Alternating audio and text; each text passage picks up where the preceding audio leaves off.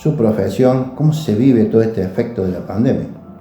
Bueno, en primer lugar agradecerte a vos por la nota y que pueda llegar, digamos, la mirada por ahí desde la profesión de abogado, de cómo estamos sobrellevando, digamos, este momento que para todos ha sido algo totalmente imprevisto, dificultoso en lo que tiene que ver con nuestra labor profesional, porque nosotros, en nuestro caso, una semana antes de que se decretara el aislamiento, ya los tribunales no estaban funcionando, es decir, que llevamos más de 50, casi 60 días sin actividad, digamos, normal, presencial en el tribunal. La verdad que ha sido difícil porque al no tener actividad, eso ha generado un parate casi total en cuanto al ejercicio profesional. Recién la semana pasada pudimos volver a nuestros estudios jurídicos, a ponernos en marcha, y la justicia ha establecido algunas cuestiones de atención prioritaria, como por ejemplo temas vinculados con las cuotas alimentarias, acuerdos laborales, para que puedan ir saliendo y de alguna manera ponerse en movimiento la actividad profesional de nuevo, pero es muy poco. Yo estaba leyendo que el Tribunal Superior de Justicia va a habilitar algunas sedes en algunas localidades denominadas zonas blancas, pero Arroyito todavía no está. Por ejemplo, la de Cruz del Eje, toda la zona de las sierras, digamos, las van a habilitar a esas sedes judiciales. En Arroyito todavía no contamos con eso, yo espero que sí, por estar, digamos, dentro de la denominada zona blanca, y que posibilite, con el protocolo sanitario correspondiente, volver a una actividad un poco más dinámica en cuanto al ejercicio de la profesión. Quizás que, bueno, por ahí también la pandemia ha ocupado titulares mundiales, y aquí en nuestro país lo que ahora está con un título muy grande y tiene que ver con el tema de los presos, digamos por ahí que sea de manera domiciliaria, digamos hay un cúmulo de cuestiones que por ahí está bueno aclararlas, ¿no? Porque si no se toma todo muy ligero, y creo que cada cosa tiene su interpretación. Sin duda. Yo creo que temas como las prisiones domiciliarias y la situación del sistema carcelario argentino merecen una mirada muy atenta porque el problema carcelario es muy complejo. Hoy tenemos en Argentina una superpoblación en las cárceles, entre un 110 y un 120%. La superpoblación que genera hechos de violencia, genera problemas de acceso de los presos a cuestiones mínimas como salud, como alimento, como educación, como el trabajo que se genera dentro de las cárceles, genera violencia no solamente entre los presos, sino con el personal del sistema carcelario. Es un problema de hace mucho tiempo y que me animo a decir que muy pocos gobiernos se han animado a tratar de darle una solución al tema de la superpoblación. Eso es un problema complejo y que amerita, digamos, un análisis serio y no llevarlo únicamente a la cuestión por ahí política, si alguien dijo una cosa, porque no se trata solo de estar a favor o de estar en contra, sino de que se está poniendo sobre la mesa una situación que hay que empezar a resolverla, que es la superpoblación. ¿Para qué? Para que la cárcel como establecimiento en donde están los presos, digamos con condena, cumpla su función principal, que es que el preso pueda resociabilizarse para, una vez cumplida la pena, volver a reinsertarse en la sociedad, porque si no cumple con ese fin, digamos, es en vano todo el esfuerzo que se hace. También hay que tener en cuenta, esto ya se ha repetido en muchos medios de comunicación, sin duda alguna que en nuestra república tenemos tres poderes independientes, aunque a veces nos cueste creerlo, tenemos tres poderes independientes, que es el legislativo, el ejecutivo, el judicial, son los jueces los que toman las resoluciones, y esto, si uno tuviera que hacer, digamos, una línea histórica de cómo se vinieron sucediendo estos hechos de las prisiones domiciliarias, digamos, nace a partir de la aparición del coronavirus, en donde organismos como organismos internacionales de derechos humanos y la ONU recomendaron a los países, a todos los países del mundo, recomendaron tener en cuenta la situación de la superpoblación en las cárceles. Y en nuestro país, la Cámara de Casación Penal Federal, que es un órgano muy importante, digamos, en la órbita federal, hizo una serie de recomendaciones a los tribunales inferiores, digamos, de que tuvieran en cuenta esta situación de la pandemia en las cárceles que estuvieran superpobladas, pero no para todos los delitos. Eran para delitos leves, para presos no peligrosos, para mujeres embarazadas o que tuvieran afecciones como el HIV. Había una serie de requisitos. Y no hay que olvidar que la Cámara de Casación solo recomendó a los tribunales inferiores, lo cual significa que los jueces inferiores pueden tomar la recomendación o no. Eso. Por ejemplo, en Córdoba se presentó un habeas corpus pidiendo la liberación o pidiendo prisiones domiciliares de más de 200 presos.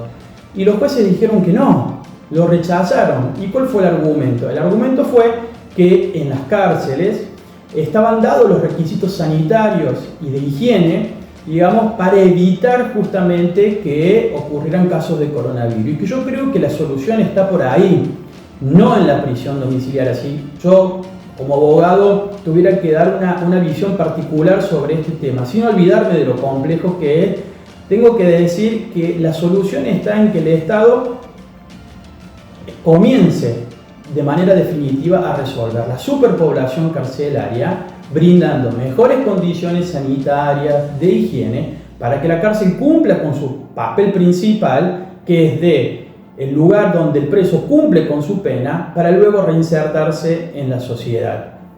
Ahí creo que deben estar, digamos, destinados los recursos y los esfuerzos del Estado en su conjunto, en tratar justamente de solucionar este problema complejo y no en las prisiones domiciliarias, porque yo sinceramente creo que los presos tienen que cumplir su pena y tienen que cumplirla totalmente en establecimientos que cuenten con los requisitos de higiene mínimos e indispensables, digamos, para que cumplan con este rol del cual hablamos de reinserción luego social del preso en la sociedad. Doctor, creo que queda de manifiesto, ¿no?, que esta pandemia, que es mundial, precisamente hablando de nuestro país, ha dejado expuesto de que hay muchas cosas que hay que corregir. Lo sanitario, en este caso el tema de la superpoblación de las cárceles. Digo que ha quedado muy a la vista algo que ya conocíamos, tanto de la salud como lo que pasa con el tema de los presos. Sin duda, todo lo que tiene que ver en materia de salud y todas, digamos, aquellas cuestiones relacionadas y vinculadas ha puesto de manifiesto.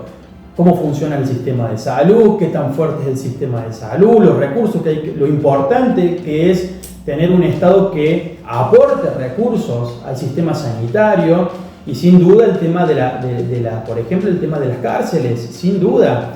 Son temas que yo creo que lejos de generarnos más grieta, por así decirlo, yo creo que nos tiene que llamar al debate serio y responsable de todos los actores sociales para no caer, digamos, en la politiquería de decir si bueno, estamos a favor, estamos en contra, sino de decir, che, este es el problema, bueno, ¿cómo lo solucionamos? Sí. Entonces, porque si yo pensaba los otros días en las campañas políticas, se menciona el tema, ¿vos has escuchado, Fernando, alguna vez que se hable del problema de la superpoblación de las cárceles? Y no.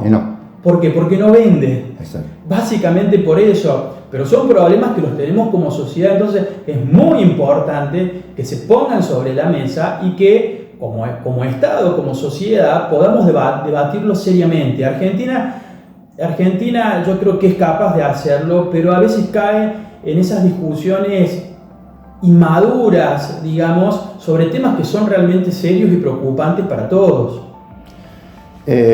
No puedo, o sea, hablamos desde el punto profesional, también sabemos que usted es un hombre de la política.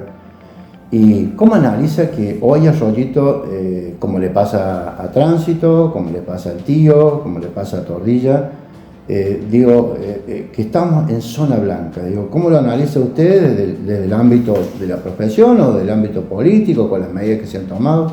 Lo dije en otro medio. Yo creo que Arroyito esté considerado hoy como zona blanca es el fruto de un trabajo que ha sido bien hecho.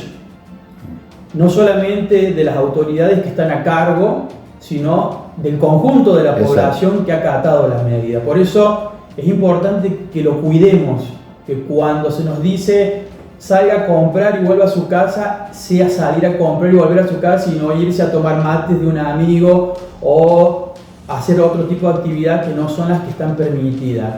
Yo creo que el Estado municipal ha estado a la altura, digamos, de las circunstancias en materia sanitaria, como también los otros estados municipales de las otras localidades, que ha permitido que una zona amplia como es Tordilla, como es Arroyito, como es Tránsito, como es El Tío, puedan considerarse zona blanca y que hoy podamos estar gozando de algunos de los beneficios de ser zona blanca, que tienen que ver justamente con la flexibilización de algunas de las actividades.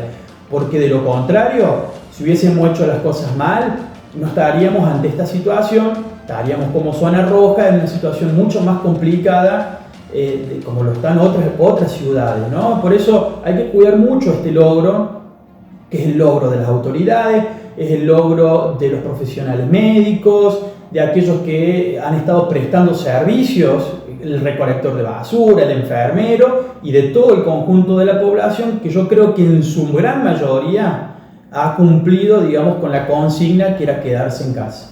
Creo que por ahí lo podemos definir que cuando todo aquel que le toca hacer algo lo hace dentro de lo que tiene que ser, como tiene que ser, se pueden producir estos resultados. No estamos exentos de que no pueda llegar a pasar, pero que sí se han tomado todos los recaudos y está claro como usted lo dice. O sea, acá hay un montón de áreas, incluidos los ciudadanos, que tienen su parte, porque es real quedarte en casa. Uh-huh. Es una frase que todos la escuchamos, la vemos hasta en los dibujitos animados, pero que es la realidad. Es la realidad. Es la realidad.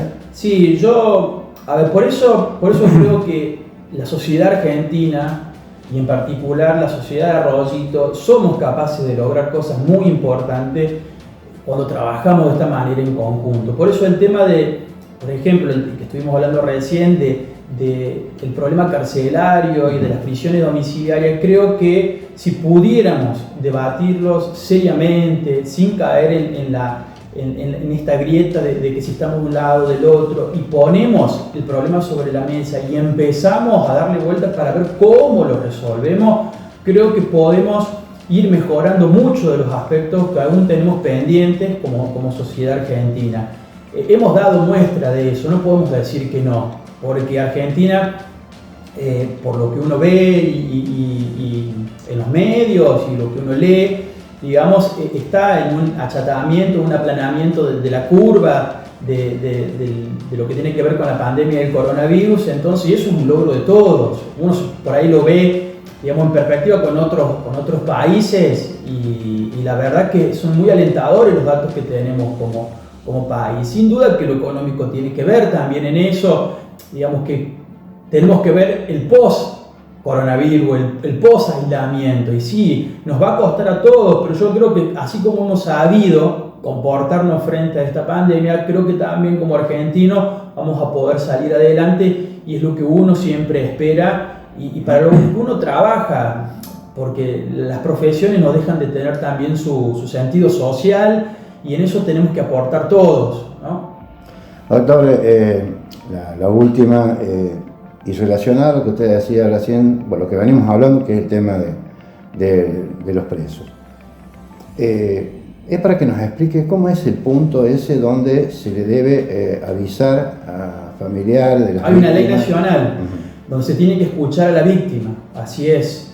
O sea, el juez para poder, digamos, dictaminar la prisión domiciliaria, porque el tema del lenguaje también es importante que aprendamos a corregirlo. No estamos hablando de liberaciones masivas, estamos hablando de prisiones domiciliarias. Exacto. Por ahí dice, bueno, Argentina no ha sido el único país. En Chile se ha indultado a más de 2.000, 3.000 presos. En Brasil lo mismo, en Estados Unidos lo mismo, en España lo mismo, en numerosos países se está dando lo que se da en Argentina, pero no son masivos. Eso es importante dejarlo aclarado porque están los informes y las estadísticas disponibles para que cualquier ciudadano pueda verlo. Pero para que el juez tome la decisión como órgano independiente, digamos, del Estado, tiene que cumplir con determinados requisitos para ver si se dan las condiciones, digamos, mediante un informe psicológico, socioeconómico, de dónde va a ir la persona y también de escuchar a la víctima. Hemos visto casos donde no se lo ha escuchado. Exacto. Y hemos visto casos donde sí se lo ha escuchado y donde ha obtenido también la venia de la víctima para su liberación, ¿no? Hay de todo, digamos, porque eso también es importante dejarlo en claro. Cada juez resuelve cada situación en el caso concreto. No todos los casos son lo mismo. La ley no se aplica en todos los casos de la misma forma porque las circunstancias de hecho son distintas, ¿no? Yo en esto vuelvo a ser sumamente claro.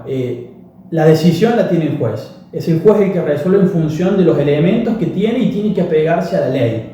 Puede tomar las recomendaciones o no tomar las recomendaciones, como sucedió en Córdoba, y rechazar las prisiones domiciliarias. Pero más allá de eso, que es la cuestión jurídica, la cuestión legal, de trasfondo hay un problema real que tiene que ver con la superpoblación carcelaria y que humildemente creo que la solución no está en las prisiones domiciliarias, sino en que el Estado se empiece a ocupar verdaderamente de este problema, digamos, que hoy se pone sobre la mesa y empezar a darle soluciones, construyendo nuevas cárceles, mejorándole las condiciones de higiene, justamente para lograr el fin último que tiene, que es la posibilidad de que esa persona que está cumpliendo una condena vuelva a reinsertarse socialmente luego. Doctor, lo que nos resta es agradecerle enormemente el tiempo y usted sabe que el medio nuestro está a su entera disposición para lo que usted lo necesite. Muchas gracias, Fernando, y bueno, nos estaremos viendo en la próxima. No, gracias a ustedes. Arroyito Ciudad Entrevistas.